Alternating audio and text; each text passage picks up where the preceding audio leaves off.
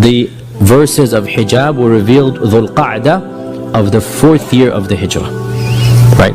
And I mentioned when I teach the class about the fiqh of clothing and the fiqh of food, I mentioned that the verses of hijab were of the last commandments to be revealed after salah, after zakah, after inheritance, after fasting Ramadan, after zakatul fitr, right? After marriage and divorce, which is in Baqarah. The verses of hijab were of the very last commandments to be revealed in terms of the personal dietary laws and whatnot, right? No doubt hijab is important, but I point out that I think many of us have made hijab even more important than the salah. It's like we immediately decide instantaneously based on the hijab. And no doubt hijab is important, but put it in its place. It was revealed at the end of the 4th year, not at the beginning of the 1st year like the salah or something. Okay? Actually the salah was pre-hijrah, excuse me. The zakah was the beginning of the 1st year and all that. And nonetheless, so now the hijab of the Prophet ﷺ's wives was extra. The hijab of the Prophet ﷺ's wives was extra. And the wives of the Prophet ﷺ, they had to be covered not just in their personal body, but their space as well had to be covered. And this was only for the wives of the Prophet ﷺ, and this is explicit in the Quran. Explicit in the Quran. The Quran says, وَإِذَا سَأَلْتُمُوهُنَّ مَتَاعًا فَاسْأَلُوهُنَّ مِنْ وَرَاءِ حِجَابٍ. If you ask the wives of the Prophet ﷺ for anything, if you talk to them, speak to them from behind a hijab. And this is what Aisha is saying, that this incident of Muraisi' took place after the verses of hijab. The term hijab in the Quran, I'm going into a tangent here, but it's something we should know, it's very important. The term hijab in the Quran does not mean headscarf. In our vernacular, it means a headscarf. We say, does she wear hijab? I started wearing the hijab, means the headscarf. This is modern Arabic, which is fine, not a problem.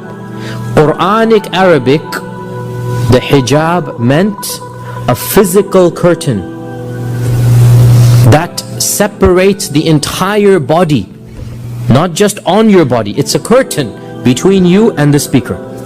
This is the Quranic usage of hijab.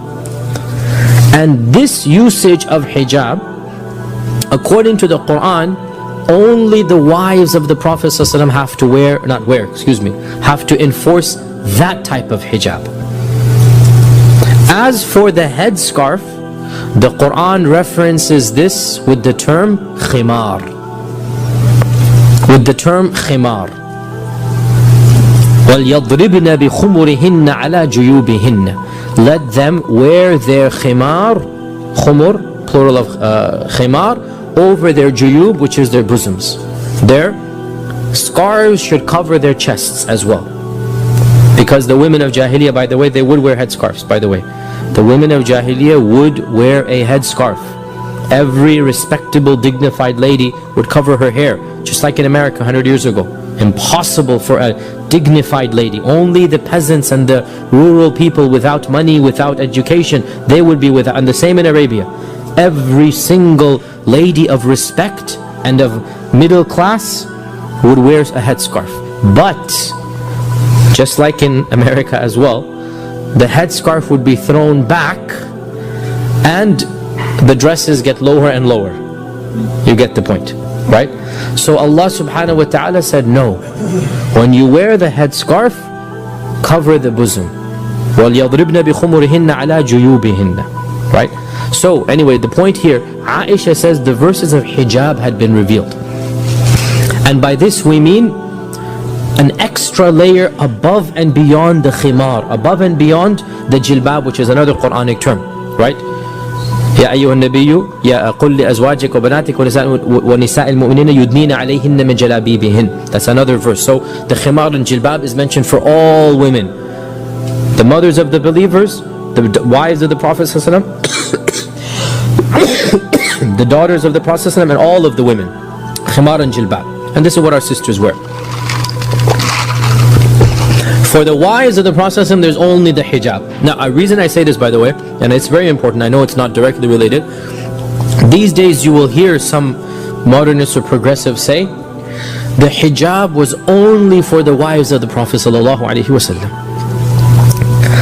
And this is a technically true statement that is intended for something false.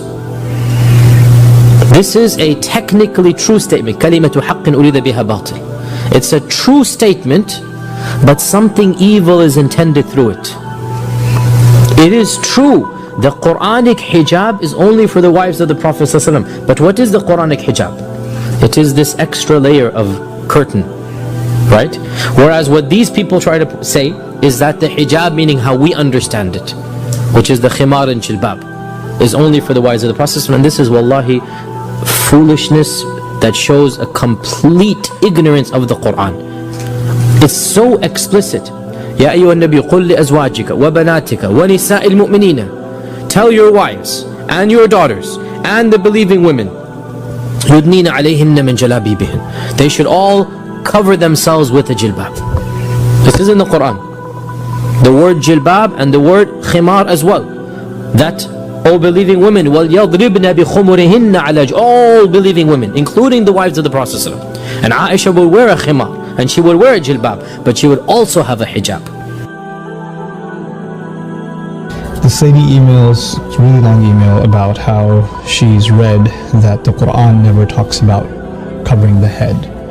But she says, I read the ayah, and I read, what it says in Surah number 24. Surah An-Nur has the ayah, right? And it uses the word khimar, which is for veil.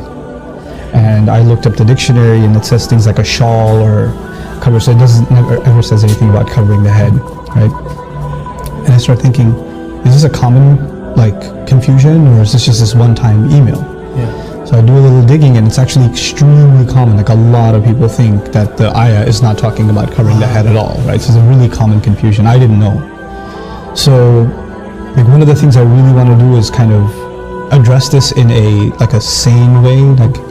I'm not interested in getting somebody to wear hijab. That's their decision, right? But at the end of the day, if something's being said about the Quran, we have to be honest.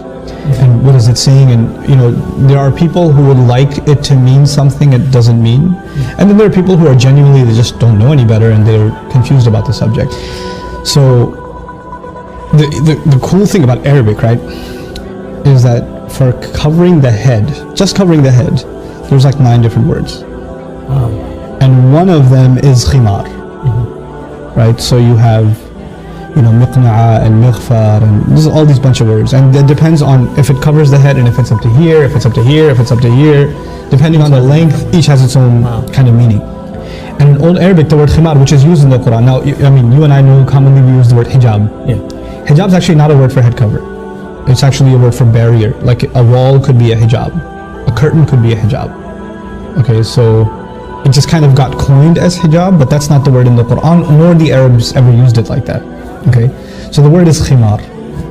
And the cool thing about it is the word itself includes the meaning of covering the head. Like the head and then some. And it's used before Islam. The men used to have khimar too.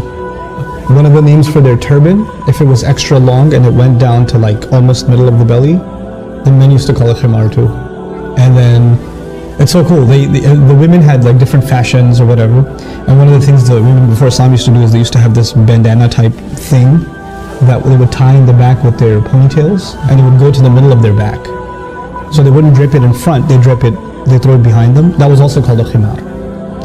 And the Quran says they should take their khimar and throw it in front of them, before their chests. In other words, the only difference is keep the khimar, but just use it, the head cover is already included in the meaning, just use it to cover the front also, right? And it should be a certain length. That's the meaning. And somebody argues no, but the word khimar, it just means shawl, it doesn't mean head cover, whatever. It's really cool. Are you familiar with the word khamr? You know what that means? Is that alcohol? Alcohol, wine. You know why it's called khamr? No. Because it messes with your head. Khamara blocks your judgment. Khamara literally means to cover, and it's called khamr because it messes with your mind. It creates a block in your mind. It's almost as though your head is covered up with something when you take khamr. We're not even talking about the Islamic meaning. We're talking about Arabic itself. Back in the day, they'd see some horses are funny colors. from the neck onwards it's white and the rest of it's brown or something like that, they would say that horse is mutakhammir. It's like it has a khimar on. Like, how are you going to explain that as the horses don't have shawls on?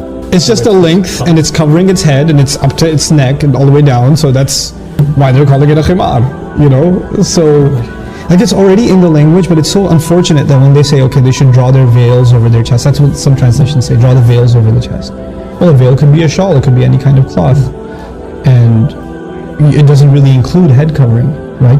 But the Arabic word does. And so I feel like a lot of this confusion comes because people don't pay attention enough to the original language, and how a lot of translations, they oversimplify the issue and we start coming to drastic conclusions. But I think that even if you talk about all of this, like somebody gets upset and says, who are you to tell me that I have to wear this or that? I'm not anybody to tell you anything. But what I'd like to, at least for people to know, is, okay, here's what the word is in the Quran and here's what it means and here's how we can understand. And if you think there's better evidence, if you think there's another meaning in Arabic, then maybe you should tell me about it. So, I don't know, maybe I should do a talk about that someday.